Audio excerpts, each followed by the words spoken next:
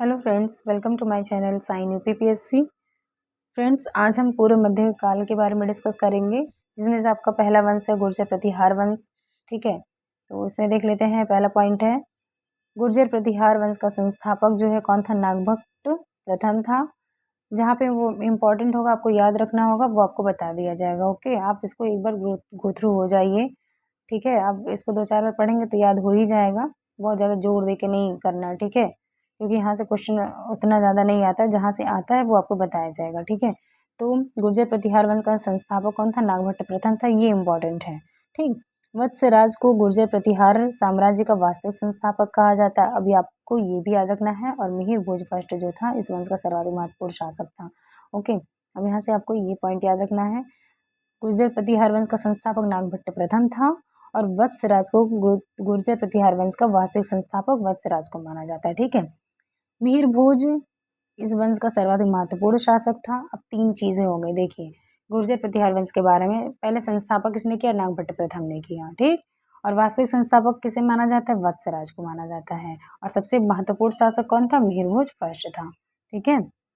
मिहिर भोज first ने आदि वराह एवं प्रभास जैसी उपाधियां धारण की थी। ओके, नेक्स्ट है, महेंद्र पाल फर्स्ट की राजसभा में प्रसिद्ध विद्वान राजशेखर निवास करते थे। ओके, आगे है, महेंद्र पाल की राज्यसभा में प्रसिद्ध विद्वान राजशेखर निवास करते थे। आपने देख लिया। अब यहाँ पे इम्पोर्टेंट लाइन है, राजशेखर ने कर्पूर मंजरी, काव्य मीमांसा, विद्ध शाल भंजिका, बाल रामायण, भुवन कोश तथा हर विलास जैसे प्रसिद्ध ग्रंथों की रचना की। तो ये इम्पोर्टेंट है, यही आपको याद रखना है कि इनकी रचनाएं जो इम्पोर्टेंट है, ठीक है? और राजशेखर जो है महेंद्रपाल की राज्यसभा में प्रसिद्ध विद्वान थे। और राजशेखर ने कौन सी रचनाएं लिखी हैं? तो कर्पूर मंजरी कई बार पूछा गया, काव्य मीमांसा और विद्ध शाल भंजिका, बाल रामायण और भुवन कोश और हर विलास जैसी प्रसिद्ध ग्रंथों की इन्होंने रचना की। ये याद रखना है, ठीक है? अगला वंश है गहड़वाल वंश। इसमें देख लेते हैं, इसकी स्थापना किसने की थी? चंद्रदेव ने की थी, ये इंपॉर्टेंट है। इसके अलावा गोविंद चंद्र सर्वाधिक योग्य एवं शक्तिशाली शासक था गहड़वाल वंश का, ठीक है? अगला पॉइंट है, गोविंद चंद्र के मंत्री लक्ष्मीधर ने कृत्यक कल्पतरु कृत्य कल्पतरु नामक ग्रंथ लिखा था। तो ये आप याद रख सकते हैं कि कृत्य कल्पतरु नामक ग्रंथ जो किसने लिखा था? लक्ष्मीधर ने लिखा था, ठीक? चंदावर के युद्ध 1194 में मोहम्मद गोरी ने इस वंश के शासक जयचंद को पराजित किया था। अब ये इम्पोर्टेंट लाइन है, ठीक है? चंदावर का युद्ध कब हुआ था? 1194 में हुआ था। इसमें क्या हुआ था कि मोहम्मद गोरी ने इस वंश के शासक जयचंद को पराजित कर दिया था। गढ़वाल वंश का शासक था जयचंद, ठीक है? आगे देखते हैं, चावण राजवंश। इसके संस्थापक कौन थे? वसुदेव थे। अजय राज फर्स्ट ने अजमेर नगर की स्थापना की थी। अब ये इंपॉर्टेंट है, अजमेर नगर की स्थापना किसने की थी? अजय राज फर्स्ट ने की थी, ठीक? विग्रह राज चतुर्थ चौहान वंश का सर्वाधिक शक्तिशाली शासक था।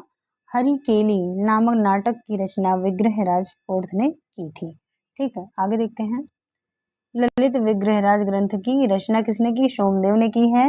और पृथ्वीराज चौहान को पृथ्वीराज तृतीय के नाम से भी जाना जाता है। क्वेश्चन पूछा गया है कि पृथ्वीराज तृतीय के नाम से किसे जाना जाता है? तो पृथ्वीराज चौहान को जो है पृथ्वीराज तृतीय के नाम से जाना जाता है। अगला पॉइंट है, प्रसिद्ध कवि चंद बरदाई पृथ्वीराज चौहान यानी पृथ्वीराज तृतीय की राज्यसभा में निवास करते थे। और इनकी प्रसिद्ध रचना या महाकाव्य क्या है? पृथ्वीराज रासो नामक महाकाव्य की रचना इन्होंने चंद बरदाई ने की थी। ओके, पृथ्वीराज रासो नामक महाकाव्य की रचना किसने की? चंद बरदाई। और चंद बरदाई जो थे वो पृथ्वीराज चौहान यानी पृथ्वीराज तृतीय के राज्यसभा में निवास करते थे। ओके, अगला पॉइंट वेरी इंपॉर्टेंट है कि तराइन का जो प्रथम युद्ध हुआ था 1191 ईस्वी में, पृथ्वीराज चौहान ने मोहम्मद गोरी को पराजित कर दिया था प्रथम युद्ध में। लेकिन जब तराइन का द्वितीय युद्ध हुआ 1192 ईस्वी में, इसमें क्या हुआ? मोहम्मद गोरी ने पृथ्वीराज चौहान को पराजित कर दिया था, ठीक है? आगे देखते हैं, मालवा का परमार राजवंश में पहला पॉइंट है, परमार वंश की स्थापना 10वीं शताब्दी में उपेंद्र अथवा कृष्णराज नामक व्यक्ति ने की थी, ठीक है? यानी परमार राजवंश की स्थापना किसने की थी? उपेंद्र अथवा कृष्णराज नामक व्यक्ति ने की थी, ठीक? धारा नगरी परमार वंश की राजधानी थी, याद रखिएगा। परमार वंश की स्थापना स्वतंत्रता का संस्थापक हर्ष अथवा शीयक सेकंड को कहा जाता है। भोज परमार वंश का सर्वाधिक महत्वपूर्ण शासक था।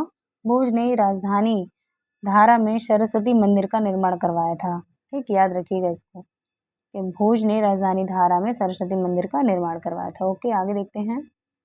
अगली लाइन है, भोज ने सरस्वती कंठाभरण, श्रृंगार प्रकाश, प्राकृत व्याकरण, कूर्म शतक, युक्ति कल्पतरु तथा सम्रांगण सूत्रधार आदि ग्रंथों की रचना की थी। ठीक है, एक बार और देख लेते हैं। भोज ने सरस्वती कंठाभरण, श्रृंगार प्रकाश, प्राकृत व्याकरण, कूर्म शतक, युक्ति कल्पतरु तथा सम्रांगण सूत्रधार आदि ग्रंथों की रचना की थी। इंपॉर्टेंट है, याद रखिएगा।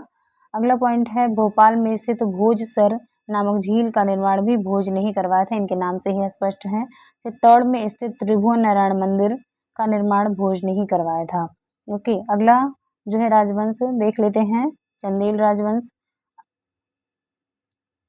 इंपॉर्टेंट लाइन देख लेते हैं। बुंदेलखंड का प्राचीन नाम क्या है? जेजाग भुक्ति। कई बार क्वेश्चन पूछा गया है कि जेजाग भुक्ति जो है किसका प्राचीन नाम था, तो बुंदेलखंड का। ओके, चंदेल वंश की स्थापना लगभग 831 ईस्वी में नन्नुग ने की थी। याद रखिएगा, चंदेल वंश की स्थापना नन्नुग ने की थी।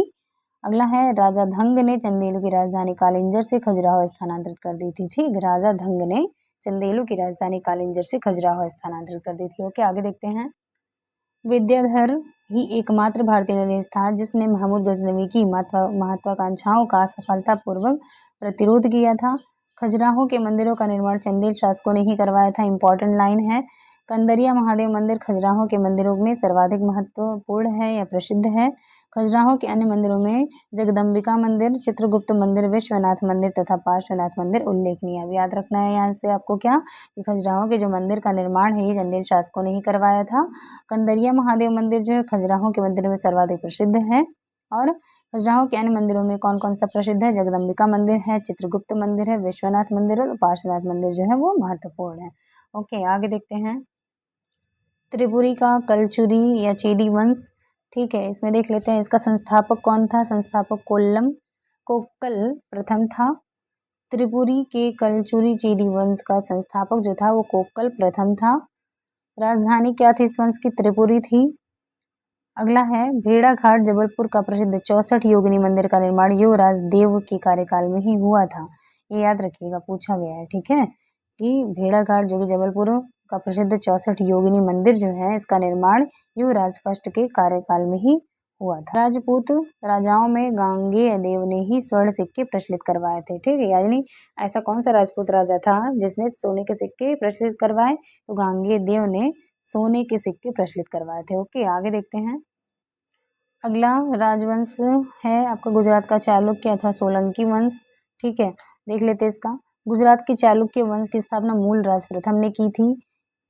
इन शासकों की राजधानी क्या थी? अनहिलवाड़। ओके, भीम प्रथम के शासनकाल में महमूद गजनवी ने सोमनाथ मंदिर पर आक्रमण किया था। भीम फर्स्ट के मंत्री कौन थे? विमल शाह ने आबू पर्वत पर दिलवाड़ा का प्रसिद्ध जैन मंदिर का निर्माण करवाया था। देखिए, वो कई बार पूछा गया है, वेरी इंपॉर्टेंट है, याद रखिएगा जितना भी हाईलाइट किया गया है। ठीक है, हेमचंद्र सूर्य ने कुमार पालचरित की रचना की थी। कुमार पालचरित की रचना हेमचंद्र सूर्य ने की थी, याद रखिएगा। नेक्स्ट पॉइंट वेरी इंपॉर्टेंट है, 1178 ईस्वी में मोहम्मद गोरी को भीम द्वितीय ने ही पराजित किया था। ओके, आगे देखते हैं। गुजरात के चालुक्य वंश के शासक जैन धर्म के पोषक तथा अनुयायी थे। ठीक है, यानी गुजरात के जो चालुक्य वंश के शासक थे वो जैन धर्म के मतावलंबी थे। ठीक, जैन धर्म को मानने वाले थे। ओके, आगे देखते हैं। कश्मीर का राज्य देख लेते हैं। कश्मीर के हिंदू राज्य का इतिहास कल्हड़ की राजतरंगड़ी से ज्ञात होता है। कश्मीर पर क्रमशः कारकोट वंश, उत्पल वंश तथा लोहार वंश ने शासन किया था। देखिए, क्रोनोलॉजी पूछा जा सकता है। ठीक है, कि सबसे पहले किसने शासन किया? कारकोट वंश ने, फिर उत्पल वंश का और लोहार वंश ने कश्मीर पर अपना शासन किया था। ओके, अगला पॉइंट है, 7वीं शताब्दी में दुर्लभ वर्धन नामक व्यक्ति ने कश्मीर में कारकोट वंश की स्थापना की थी। अगला पॉइंट है, 7वीं शताब्दी में दुर्लभ वर्धन नामक व्यक्ति ने कश्मीर में कारकोट वंश की स्थापना की। और अगला है कि कारकोट वंश के शासकों में ललितादित्य मुक्तापीड़ सर्वाधिक शक्तिशाली शासक था। कश्मीर में सूर्य के प्रसिद्ध मार्तंड मंदिर का निर्माण ललितादित्य मुक्तापीड़ ने ही करवाया था। अब ये लाइन आप याद रख सकते हैं, कश्मीर में सूर्य के प्रसिद्ध मार्तंड मंदिर का निर्माण ललितादित्य मुक्तापीड़ ने करवाया था। ओके, आगे है। उत्पल वंश की रानी दिद्दा एक अत्यंत महत्वाकांक्षी शासिका थी। वह लोहार वंश की राजकुमारी थी। उनका विवाह उत्पल वंश के शासक क्षेमगुप्त के साथ हुआ था। लोहार वंश का संस्थापक कौन था? संग्रामराज था। कल्हड़ लोहार वंश के शासक हर्ष का आश्रित कवि था। ठीक है, अब ये यहाँ पे ये वाली लाइन याद रख सकते हैं कि लोहार वंश का शासक कौन था? संस्थापक संग्रामराज था। ठीक है, आगे देखते हैं। बंगाल का पाल राजवंश के बारे में डिस्कस कर लेते हैं। तो बंगाल के जो पाल वंश की स्थापना की थी या संस्थापक कौन था? गोपाल था। ठीक है, तो पाल वंश का संस्थापक गोपाल था, जिसका शासनकाल 750 से लेकर 770 ईस्वी था। गोपाल ने नालंदा में एक विहार का निर्माण करवाया था। इंपॉर्टेंट लाइन है, पूछा गया है कई बार। ठीक है, कि नालंदा में एक विहार का निर्माण किसने करवाया था? तो गोपाल ने करवाया था। अगला पॉइंट है, धर्मपाल ने विक्रमशिला तथा सोमपुरी विहारों की स्थापना की थी। धर्मपाल ने। ठीक है, विक्रमशिला और सोमपुरी विहारों की स्थापना किसने करवाई थी? धर्मपाल ने करवाई थी। ये भी इंपॉर्टेंट है। धर्मपाल के राज्य में प्रसिद्ध बौद्ध लेखक कौन थे? हरिभद्र निवास करते थे। ठीक है, अगला पॉइंट है, 11वीं सदी की गुजराती कवि सोढल ने धर्मपाल को उत्तरापथ स्वामी की उपाधि से संबोधित किया है। अगला पॉइंट है,